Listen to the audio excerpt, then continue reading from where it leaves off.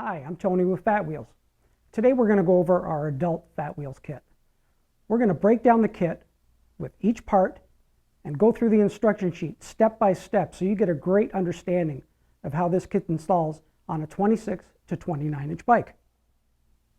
So these are the parts that come in every adult FATWHEELS kit. Everything that you need to install the kit is included in the box. There are no other items that you need to purchase. In each kit, you're going to receive a left and right frame bracket, 2 of our tires. The tires are shipped with a minimum amount of air. Also in the kit are 2 axle clamps, a 1 inch by 3 foot roll of rubber roll, 6 clamp spacers, 6 wrap clamps, 6 carriage bolts with nuts and washers. You will also need some basic hand tools. The hand tools required will be a 1/2 inch combination wrench, 15 millimeter, 17 millimeter combination wrench, a 5 millimeter Allen key, a black Sharpie, and some masking tape. I'm going to take our right hand bracket with our Sharpie. We're going to position the bracket, as mentioned earlier, where the down tube or support beam are through the center line of the rear axle nut. Raise the bracket to the frame. Using your Sharpie, through the square hole in the bracket, mark the location where the clamps go to the frame. You'll notice that the adult and small HD kits have a knockout in the bracket. There's an offset placed to the outside. This is for 2 reasons.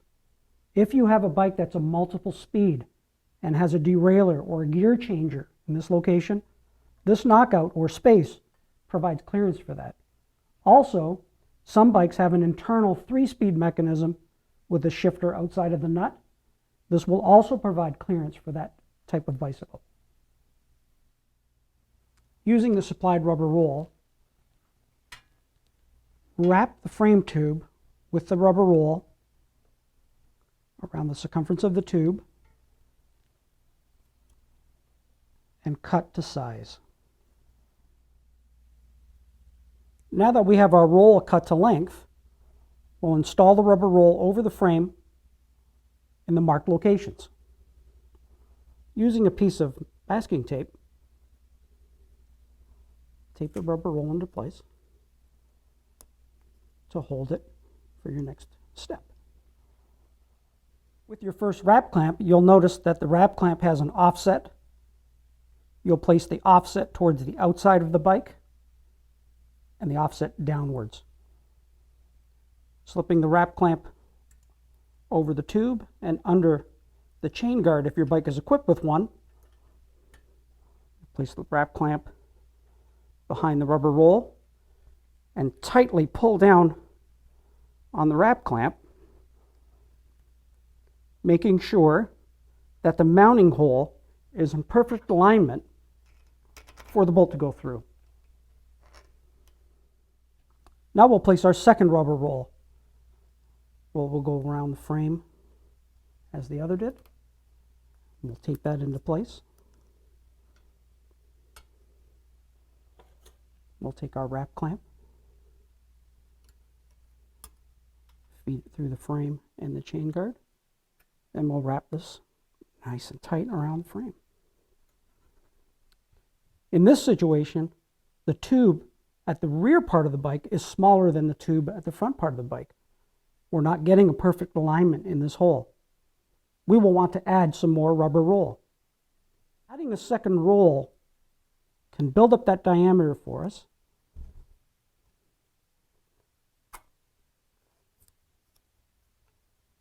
And allow us to install the wrap clamp for alignment.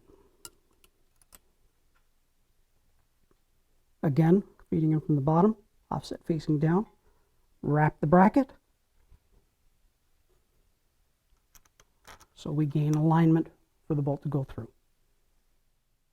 Now we'll position our right hand bracket in place making sure that our wrap clamps are positioned and spaced to the holes in the bracket. We'll take the carriage bolt with the dome side outwards, putting it through the outside of the bracket, through the wrap clamp, and indexing it in the square hole. You'll repeat this for the rearward hole as well. We'll get back to installing the carriage bolts and fastening the bracket to the frame in a minute. Right now I'd like to talk to you about different configurations of bikes and different ways of installing the bracket to allow for clearance in the event where you have a chain guard, welded chain guard support that might interfere with the wrap clamp. You'll notice on the frame flange of the FATWHEELS bracket, we have multiple holes put into the side. This allows flexibility. Depending on the bikes on the market, you can install the bracket on the lower hole like we're doing on this coaster bike. You can move it down if you need. You can also invert the clamps facing upwards. Another thing you can do is these brackets can be moved slightly forward or back depending on the obstacle that you need to clear. These are all things that you can do depending on the configuration on the sides of the frame of your bike. Now we're ready to install the right-hand bracket on this coaster bike. Placing the bracket against the frame, you'll install the carriage bolt through the bracket.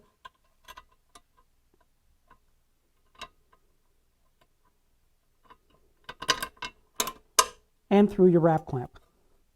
Holding the bracket in place, take your first square spacer, place it over the thread of the bolt. Next, locate your flat washer, place it over the thread of the carriage bolt as well, followed by your 5/16 nut. Begin to thread that into place.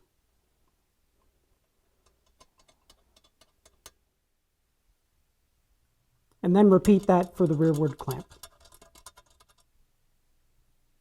I do want to show you that if you have a bike with a shifter cable that runs below the bottom of the frame, you can invert the bolts, passing them through from the inside to the outside with the dome against the cable. This will stop the cable from being frayed.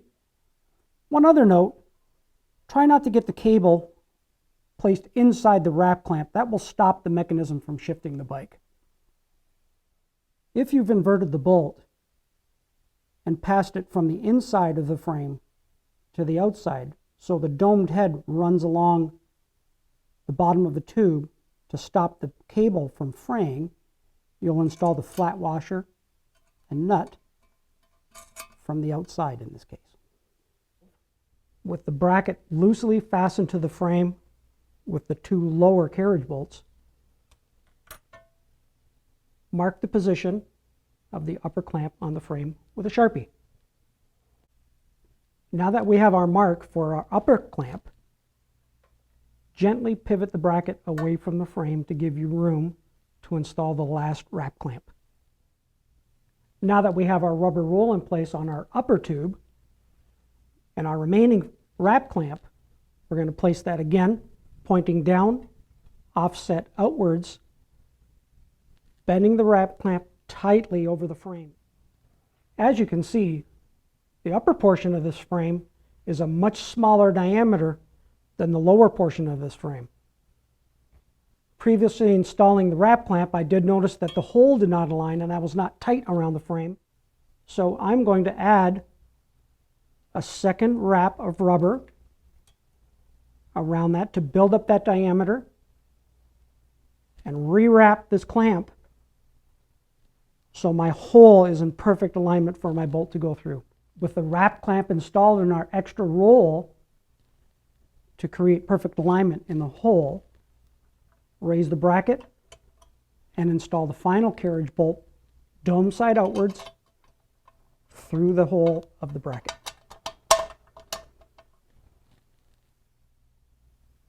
Now that you have the carriage bolt in place for the last wrap clamp, use the last square spacer, again placing it over the thread of the bolt, apply the 5/16 flat washer,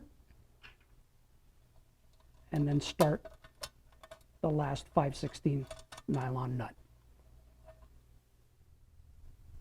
Now that we have all the wrap clamps located on the frame tubes, make sure that the wrap clamps are directly over the rubber rolls, as you marked in your first steps, and make sure that the support tube or the down bar is directly over the center line of the axle.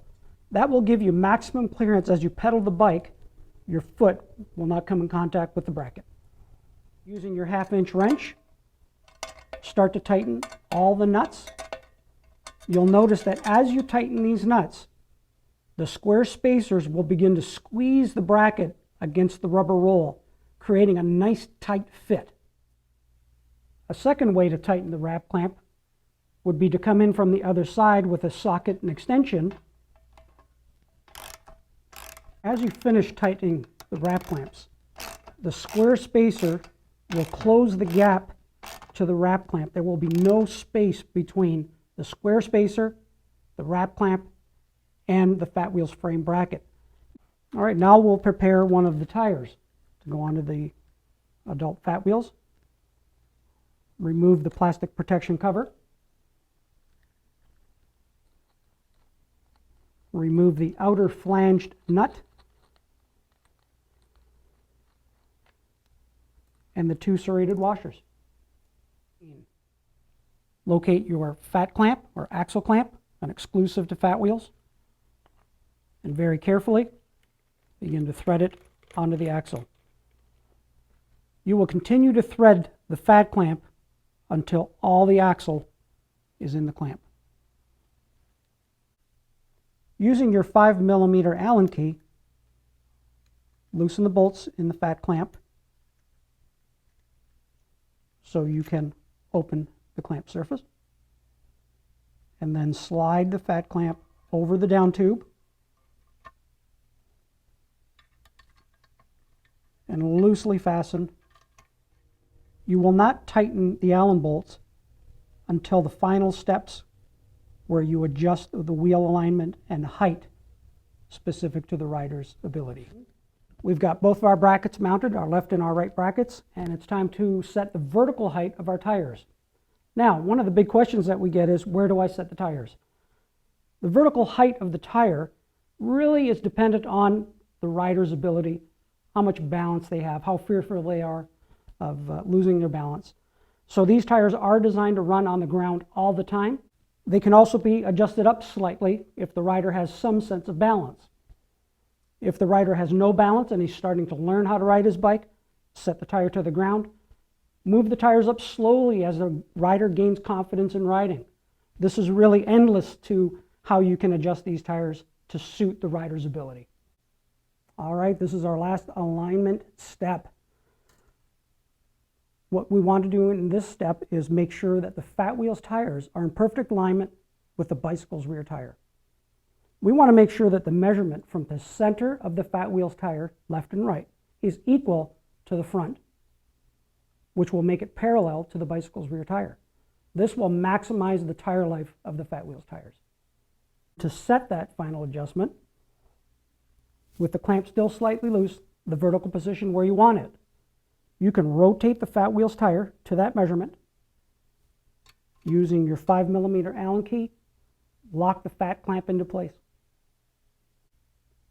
All right, we have our kit finally installed and ready to ride.